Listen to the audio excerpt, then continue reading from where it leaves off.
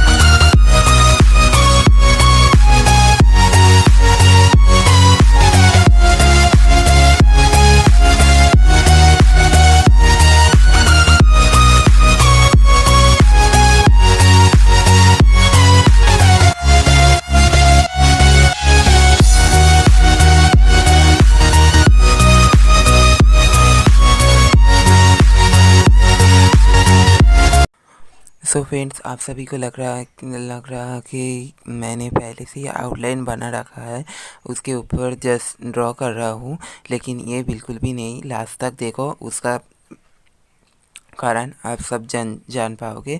तो please last तक watch करो। हेलो, तो आप सभी देख सकते हो कि मैं लाइट आउटलाइन कंप्लीट हो गया है, और अब हम डार्क आउटलाइन करेंगे। आप देख सकते हो मैंने स्टार्ट कर दिया है। डार्क आउटलाइन आप 4B से कर सकते हो, और लाइट आउटलाइन या आप 2B या HB से कर सकते हो। मैं HB से किया हूँ, और please subscribe my channel and comment में मैंने आपका चैनल सब्सक्राइब किया है तो मैं आपको सब्सक्राइब बैक करूँगा।